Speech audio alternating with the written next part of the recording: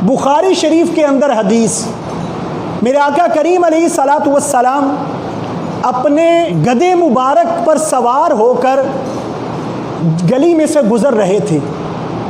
गली मदीने की थी, मोहल्ला जो था वो अब्दुल्ला बिन अबी इब्ने सुलूल का था। गली मदीने की थी, गधे मुबारक पर सवार इमामुल अंबिया सल्लल्लाहु अलैहि वसल्लम थे। जब गली में से गुज़रे तो वो खबीस इंसान गधे की गुस्ताखी करते हुए, मेरे आका की ज़ात की गुस्ताखी नहीं की, जब उसने देखा कि गधे मुबारक पर इमामुल अंबिया सल्लल्लाहु अलैहि वसल्लम तशरीफ़ फरमा हैं, तो वो खबीस इंसान कहने लगा, तेरे गधे की बदबू ने मुझे तकलीफ़ पहुंचाई है। अब गौर करें, यहाँ पर मेरे हुजूर अलैहिस्सलातु वस्सलाम की ना ज़ात की तौहीन थी, ना मेरे हुजूर अलैहिस्सलातु वस्सलाम की किसी सुन्नत की तौहीन की जा रही थी, ना मेरे हुजूर अलैहिस्सलातु वस्सलाम की तालीमात की तौहीन थी, ना मेरे हुजूर अलैहिस्सलातु वस्सलाम की ज़ात की तौहीन की जा रही थी। लेकिन तौहीन की जा रही थी तो किस चीज़ की? उस गधे की जिस गधे को मेरे हुजूर अलैहिस्सलातु वस्सलाम से निस्बत हो चुकी थी। था तो वो गधा, लेकिन उस गधे को मेरे हुजूर अलैहिस्सलातु वस्सलाम से निस्बत हो चुकी थी। तो हर वक्त मेरे आका करीम अलैहिस्सलातु वस्सलाम के सहाबा तैयार रहा करते थे कि किस वक्त हमें कोई गुस्ताख मिले, हम उसका मुंह तोड़ जवाब दें, उसको कत्ल कर दें। वहीं पर हज़रत अब्दुल्ला बिन रवाहा जर्नैल सहाबी रदी अल्लाह ताला अन्हु मौजूद थे।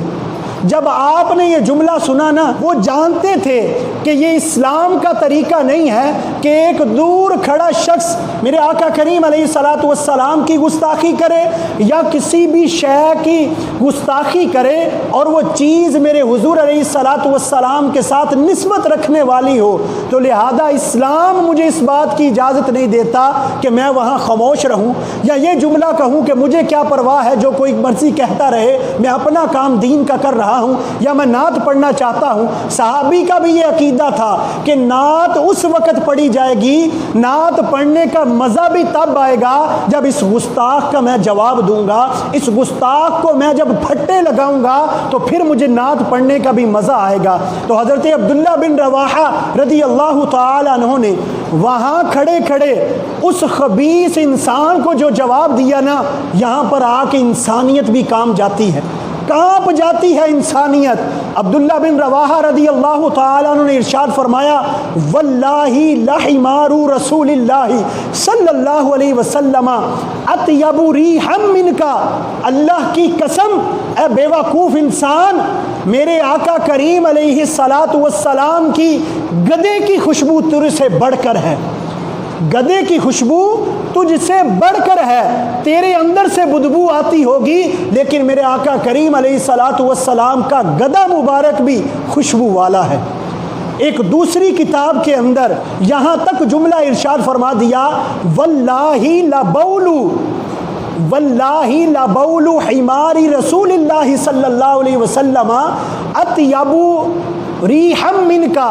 इरशाद फरमाया कि याद रख, अल्लाह की कसम, प्यारे आका करीम अलैहिस्सलातु वस्सलाम के जो गधे का पेशाब है वो भी तुझसे बढ़कर ज़्यादा खुशबू वाला है। ये सहाबी ने जुमला इरशाद फरमाया। अब यहाँ पर अगर किसी को बात बताई जाए ना तो उसे शायद 1000 जो है वो वोल्ट का करंट लगता है कि यार इंसानियत किस चीज़ को कहा जाता है। अल्लाह ने कुरान में इरशाद फरमाया, लक़द खलक़नल इंसाना फ़ी अहसनी तक़वीम, कि हमने इंसान को अच्छी सूरत में पैदा किया है। यहाँ सहाबी ने कुरान की आयत को क्यों नहीं देखा कि एक तरफ इंसानियत है, अशरफुल मखलूक़ात खड़ी है और मैं उस बंदे को गधे के पेशाब से भी ज़्यादा बदतर कह रहा हूँ। क्या वजह है? सहाबी जानते थे कि अगरचे एक तरफ इंसानियत है, दूसरी तरफ गधा है, लेकिन अगरचे गधे होने के बावजूद उस गधे को मेरे आका करीम अलैहिस्सलातु वस्सलाम से निस्बत हो चुकी है। अब वो कोई आम गधा नहीं रहा। अगर यहाँ इंसान गुस्ताखी करता है और वो दूसरी तरफ गधा है तो याद रखिए वो इंसान गधे से भी बदतर है।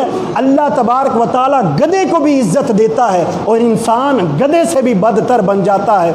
और यही नहीं बल्कि याद रखिए, मिसाल के तौर पर हम कुरान पाक पढ़ते हैं, जिस रेल पर, जिस फट्टी पर हम कुरान रखते हैं तो दोबारा उस रेल पर, उस फट्टी पर पाँव रखने की जुर्रत नहीं करते। क्यों?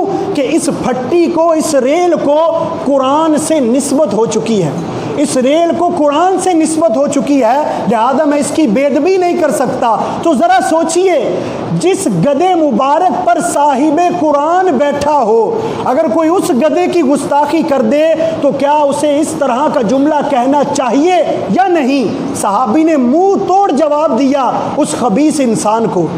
तो लिहाजा बुखारी शरीफ के ये अल्फाज कि मेरे आका करीम अलैहिस्सलातु वस्सलाम का जो गधा है, इसका पेशाब भी तुझसे ज़्यादा खुशबू वाला है।